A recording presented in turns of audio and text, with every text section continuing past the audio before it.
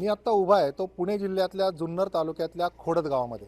याच गावामध्ये GMRTचा प्रकल्प आहे आणि गेल्या काही दिवसांपासून आपण पाहतो आहोत की पुणे नाशिक रेल्वे महामार्गाच्या या सगळ्या संदर्भात वेगवेगळ्या चर्चा या समोर येत आहेत. खरं तर हा पुणे नाशिक जो लोहमार्ग होणार होता, रेल्वे मार्ग होणार होता, याच्यामुळे या खेड, आंबेगाव, जुन्नर, शिरूर भागातल्या लोकांच्या विकासाच्या दृष्टिकोनातून एक महत्त्वाचं पाऊल होतं.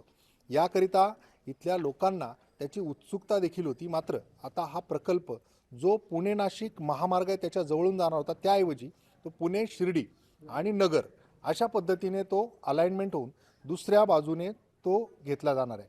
याला इथल्या लोकांचा विरोध आहे आणि या खोडद गावामध्ये जिथे GMRT आहे तिथल्या लोकांचं काय म्हणणं आहे हे जाणून घेण्यासाठी आपण या खोडद गावामध्ये पोहोचलो.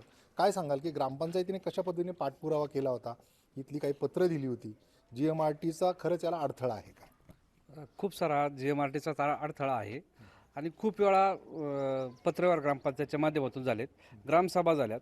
म्हणजे आता स्थानिक नोकर भरती प्रक्रिया असेल, ग्रामपंचायतच्या टॅक्सच्या बाबत असेल, ह्या प्रोजेक्टचा झाल्यापासून गावाला कवडीचाही फायदा नाही. ठराविक बोटावर मोजणे इतके लोक तिथं नोकरीत रुजू करून घेतले, पण त्यांचे फार चांगले त्याला ट्रीटमेंट मिळते अशातला भाग नाही. त्यानंतर त्यांची मनमानीच चालू असते. आता ही नोकर भरती जी आहे तर आता जरी त्यांनी मार्गदर्शन शिबिर वगैरे घेऊ म्हटले आम्ही तुमच्या मुलांना घेण्यासाठी, पण मुलांचा इतका त्याच्यावर नेगेटिव्ह झाला आहे की हे आपल्याला काही केलं आपल्याला हे भासावणार आणि घेणार तर दुसरेच. मुलं सुद्धा जमत नाहीत आणि लोक इतके नाराज आहेत त्यांच्यावर. आमचा साधा ग्रामपंचायतचा जर विषय असेल तर ग्रामपंचायतला आम्हाला तटपुजा 33,000 रुपये एवढ्या मोठ्या प्रोजेक्टचा टॅक्स येतोय. त्याच्यावर आमची डेव्हलपमेंट कशी होणार आहे, गावची डेव्हलपमेंट कशी होणार आहे? आणि त्यांची त्याच्याबाबत असणारे रिस्ट्रिक्शन जे आहेत, म्हणजे नियमावली जी आहे त्यांची, की बाबा बिल्डिंगचं दुकानाबाबत असेल, म्हणजे काही छोटे मोठे व्यवसाय असेल ते होत नाहीत. शेतीपूरक मोठाले व्यवसाय काही करता येत नाहीत. म्हणजे डेव्हलपमेंट फार आमच्या गावाची हे केलेली आहे आणि त्या माध्यमातून त्यांनी जे आमच्या डेव्हलपमेंटसाठी काही प्रयत्न करायला पाहिजे ते पण नाही. शिक्षणाच्या बाबतीमध्ये ती शैक्षणिक संस्था आहे असं टॅक्स आम्ही लेटर पाठवल्यानंतर ते सांगतात ही शैक्षणिक संस्था आहे. मग शैक्षणिक संस्था जर एवढी मोठी आमच्या गावात असेल तर आमच्या गावासाठी त्यांचं योगदान काय? शून्य आहे, काहीच नाही. ती एक वेस बांधली, 50-50 रुपयाची वेस असेल मला माहीत नाही, त्याच्या पलीकडे जाऊन त्यांचं योगदान काहीच नाही. मग आमच्या मुलांसाठी योग्य शिक्षण किंवा हायटेक शिक्षण किंवा जिथून आमचे जे शास्त्रज्ञाचं ते संशोधनाचं केंद्र आहे, आमचा एखाद्या शास्त्रज्ञ इथून तयार झाला आहे का? तर नाही झाला, शून्य आहे, काहीच प्रतिक्रिया नाही. तर याच्या बाबतीतलं जर आपण पाहिलं तर त्यांच्या बोलण्यातून जे काही मुद्दे आले त्याच्यामध्ये एक महत्त्वाचा मुद्दा असा आहे की तुम्हाला साधा वेल्डिंगचा व्यवसाय करायचा असेल किंवा इतर कोणताही शेतीपूरक व्यवसाय करायचा असेल तर या GMRTची परवानगी लागते. म्हणजे केवळ पुणे नाशिक रेल्वे मार्गच नव्हे तर इतर बाबतीत देखील इथे कोणताही व्यवसाय करायचा असेल त्याला देखील हा GMRT अडथळा ठरतोय आणि त्याच्यामुळेच या भागामध्ये खरं तर जगासाठी वरदान ठरणारा हा GMRTचा प्रकल्प इथल्या लोकांसाठी कशा पद्धतीने तो काम करतोय हे आपण जाणून घेण्यासाठी यांच्यापर्यंत आलो, नागरिकांशी संवाद साधतोय. काय सांगाल की इथं काय परिस्थिती आहे GMRTमुळे, म्हणजे काय प्रकल्प रखडलेले आहेत? आता हा रेल्वे मार्ग तर रखडला आहे, मात्र यांनी जसं सांगितलं तसं काही प्रकल्पांना बाधा येते.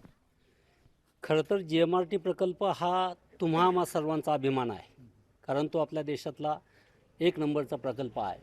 तो असणं याबाबत आमचं काही दुमत नाही. परंतु ज्यावेळेला GMRT प्रकल्प होण्यासाठी शासनाने जमीन संपादित केली त्यावेळेला खोडद गावाने खूप मोठं योगदान दिलेलं आहे आणि त्या योगदानाच्या बदल्यात खोडद गावाला काहीच मिळालं नाही. जसं उपसरपंचांनी सांगितलं की गावाला काहीच फायदा नाही. आज जर विचार केला तर गावाच्या चहूबाजूने जे रस्ते जातात या रस्त्यांचा विकास करण्यासाठी आम्ही अनेक वेळा पत्र दिलं की आमचे रस्ते 5.75चे तुम्ही करा. त्याही बाबतीत त्यांनी काही निष्क्रियता दाखवली, म्हणजे काही काम केलेलं नाही. आज जो हा GMRTच्या माध्यमातून जो अडथळा ते दाखवतात, परंतु ज्या काळात सेमी हायस्पीड रेल्वे मंजूर झालं त्यावेळेला त्यांनी सर्वे केला, DPR तयार झाला आणि तो असाच होता. जुना मार्ग जो चाकणवरनं खेडवरनं मंचरवरनं नारायणगाव संगमनेर अशा पद्धतीनं तो होता. त्याही वेळेला GMRT होतीच की, GMRT त्यावेळेला नव्हती असं नाही. मग त्यावेळेला जमिनी संपादित करण्याचे आदेशसुद्धा शेतकऱ्यांपर्यंत पोहोचले. मग त्यावेळेला GMRT असताना आजच का तो अडथळा निर्माण झालेला आहे हे कोढं आम्हाला काही उलगडायला तयार नाही. दुसरी गोष्ट, आज तो जो Pune Nashik semi high speed railway मार्ग आहे तो त्या नगर शिर्डी संगमनेर नाशिकला जाणारा आहे. तो मार्गाचा अंतराचा विचार केला आणि ह्या सरळ मार्गाचा जर अंतराचा विचार केला तर ते अंतर खूप मोठं आहे. मग ते अंतर मोठं आहे त्याच्यासाठी कॉस्टिंगसुद्धा जास्तच लागणार आहे ना. मग जर कॉस्टिंग जास्त लागणार आहे तर या ठिकाणी ह्या जुन्नर आणि आंबेगाव ह्या 2 तालुक्यामध्ये कुठंतरी काहीतरी रचना बदलून त्या ठिकाणाहून अंडरग्राऊंड असेल किंवा ओव्हरफ्लायने असेल अशा माध्यमातून तो खर्च या ठिकाणी करून याच मार्गाने जर रेल्वे मार्ग जर नेला तर आमच्या दृष्टीनं शेतकऱ्यांच्या दृष्टीनं आज आमच्या शेतकऱ्यांना इथं कुठंही नोकऱ्या नाहीत, शेतकरी मुलांना नोकऱ्या नाहीत, शेतीची काय अवस्था आहे तुम्हाला सर्वांना माहिती आहे. आणि अशा अवस्थेमध्ये आमचा किमान माल हा शेतीमाल लवकरात लवकर परदेशामध्ये जाईल, निश्चित स्वरूपात शेतकऱ्याला 2 पैसे मिळतील. दुसरी गोष्ट शेतीला पूरक असणारा कच्चा मालसुद्धा त्या माध्यमातून लवकर मिळेल, किंबहुना थोडासा ट्रान्सपोर्टचा खर्च वाचल्यामुळे तो कमी भावात मिळेल. येणं प्रकारे जुन्नर आंबेगाव तालुक्याच्या प्रगतीमधला हा एक महत्त्वाचा भाग हा दूर नेला जातोय. म्हणजे आमच्या दृष्टीनं केलेली आमची अवहेलना आहे आमच्या शेतकऱ्याच्या दृष्टीने. याच्यामध्ये जर आपण पाहिलं तर हा सगळाच काही खेड, आंबेगाव, जुन्नर, शिरूरचा परिसर आहे तो खरं तर कृषीप्रधान आहे. इथे मोठ्या प्रमाणात शेती होते आणि शेतीच्या दृष्टिकोनातून हा जो रेल्वे महामार्ग आहे हा जर झाला असता तर त्याकरिता शेतीच्या ज्या सुविधा आहेत त्या देखील मिळाल्या असत्या. मात्र या सगळ्यावर आता पाणी आणि विरजण पडले असं म्हटलं तर वावगं ठरणार नाही. तुम्ही आता हा सगळा प्रकल्प रद्द झाल्याचं ऐकलं, काय भावना आहे तुमची? खरं तर हा प्रकल्प रद्द झाला यामुळं या साऱ्या भागामध्ये खूप प्रचंड निराशा आहे. गेली 4-5 दशकाहून अधिक काळ मला वाटतं अशोक मोहोळ ज्यावेळेला खासदार होते त्याच्या आधीपासून हा पुणे नाशिक रेल्वे प्रकल्प आज होईल उद्या होईल अशी इथली सर्वसामान्य माणसं वाट पाहत होती. इथला तरुण वर्ग मोठ्या आशेनं या गोष्टीकडे पाहत होता. कारण हा प्रकल्प झाला असता ती आत्ताच माजी सरपंचांनी सांगितल्याप्रमाणे की अनेक मुलांना नाशिकला जाता आलं असतं, पुण्याला जाता आलं असतं, आपला शेतमाल घेऊन जाता आलं असतं किंवा तिथे छोट्या मोठ्या नोकऱ्याही करता आल्या असत्या. पण हे काहीच घडणार नाही. GMRT प्रकल्पात आमचे शास्त्रज्ञ होणार नाहीत याची आम्हाला जाणीव आहे, परंतु निदान छोटी मोठी तरी कामं मिळाली असती. पण हा प्रकल्प दुर्दैवाने आम्हाला उपयुक्त ठरत नाही ही वस्तुस्थिती आहे. त्यामुळं प्रचंड निराशा येथील जनमानसामध्ये आहे. तर ही निराशा जी आहे आपल्याला पाहायला मिळते, कारण गेल्या अनेक वर्षांपासून खरं तर याच्यावर राजकारण झालं. पुणे नाशिक रेल्वे मार्ग होणार ही आश्वासनं दिली गेली, त्याच्यावर निवडणुकाही झाल्या.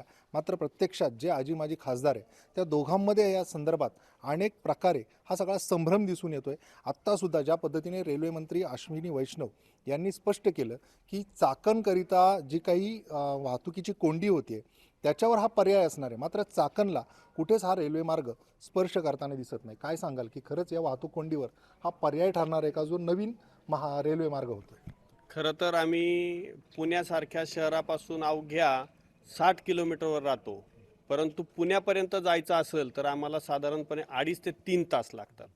जी वाहतुकीची समस्या आहे ही खूप जटिल होत चाललेली आहे. ज्या प्रमाणामध्ये वाहतुकीसाठी पर्याय उपलब्ध व्हायला पाहिजे होते ते झालेले कुठेही दिसत नाहीत. अगदी चाकण MIDC आमच्यापासून 40 किलोमीटर अंतरावर आहे, पण आत्ता जर पाहिलं तर चाकणपर्यंत पोहोचायला सुद्धा साधारण 1.5 तास लागतो 40 किलोमीटरसाठी. मग आपण 21व्या शतकामध्ये डेव्हलपमेंट म्हणतोय खरी, पण ही खरोखर डेव्हलपमेंट आहे का हा असा प्रश्न आम्हालाही पडलाय. आमच्या जमिनी गेल्यानंतर आम्हाला असं वाटलं होतं की किमान आपल्या इथल्या तरुणांना इथं रोजगार उपलब्ध होईल. अर्थात इथं कोणत्याही कॅटेगरीवर इथल्या स्थानिक तरुणांना रोजगार मिळालेला नाही. उद्योग व्यवसाय करायचं जरी ठरलं तरी यांच्या रिस्ट्रिक्शन्समुळं आम्हाला इथं उद्योग व्यवसाय करणं तितकं सोपं नाही. अर्थात ह्या कॉम्पिटिशनच्या युगामध्ये व्यवसाय करायचं जरी म्हणलं तरी GMRT पहिला खोडा घालते.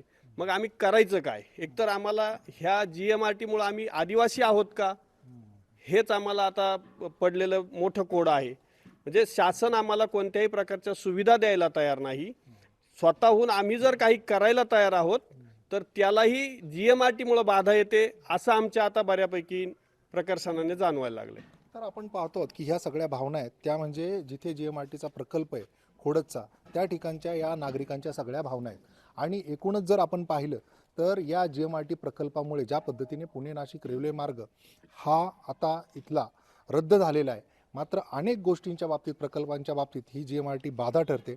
आणि ही जी ग्रामपंचायत आहे खोडद या ठिकाणाहून अनेकदा या बाबतीतला जो काही पत्र पुरावा किंवा त्या पत्राच्या बाबतीत अगदी पंतप्रधान कार्यालय असेल किंवा रेल्वे मंत्रालय असेल याच्यापर्यंत पाठपुरावा केला गेला, मात्र यावर कोणतीच उपाययोजना झाली नाही.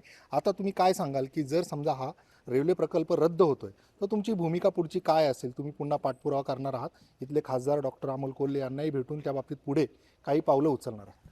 100% साहेबांना भेटून आम्ही याबाबतची मागणी करू. परंतु अनेक वेळा आता रेल्वे इथनं होणार म्हणल्यावर शेतकरी सुद्धा सुखावले होते की रेल्वे झाल्यानंतर इथं ग्रीन कॉरिडॉर होणार असं खासदारांनी सांगितलं होतं की इथं नारायणगाव सारख्या ठिकाणी कुठेतरी स्टेशन होणार. त्या माध्यमातून शेतमालसुद्धा आवक जावक ह्या सगळ्या पद्धतीनं ते शेतकऱ्यांच्या फायद्याचं ठरेल. आणि ग्रामीण भागातली जी मुलं आता शिकतायत ती नाशिकसारख्या पुण्यासारख्या IT क्षेत्रात काम करतात, तिथे जाऊन ते राहणं फार माग पडतं त्यांना. ते येऊन जाऊन करतील आणि याच्यातनं आर्थिक सुबत्ता येईल असं वाटत होतं. पण त्याच्यावर सुद्धा पाणी टाकायचं काम आता ह्या JMRTच्या माध्यमातून झालेले. तर आम्ही निश्चित ग्रामपंचायतच्या माध्यमातून पुढील पत्रव्यवहार आणखीन करू, पण त्यातून यश यावं अशी आमची सगळ्यांची इच्छा आहे. पण आता इतका नॅरेटिव्ह झाला आहे का JMRTमुळे काहीच होऊ शकत नाही अशी आमची भावना झालेली. आणि ह्या JMRTचा देशाला काय फायदा झाला आहे असं आम्हाला वाटत नाही.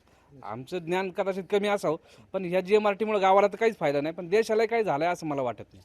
तर आपण पाहतो की खरं तर JMRTचं अंतराळातलं जे काही संशोधन असेल या बाबतीत संपूर्ण जगाला त्याचं कौतुक असेल, कदाचित देशालाही त्याचा फायदा होत असेल.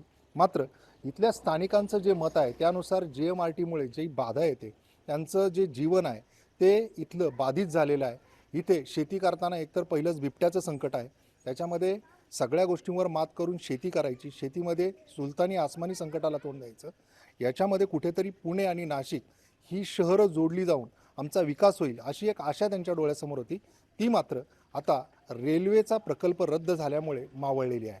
आता या बाबतीत पुन्हा एकदा कशा पद्धतीने पाठपुरावा होतोय आणि हा पुणे नाशिक जो रेल्वे मार्ग आहे तो होतोय का याकडे इथल्या स्थानिकांचं लक्ष लागलेलं आहे. अविनाश पवार, NDTV मराठी, खोडद, पुणे.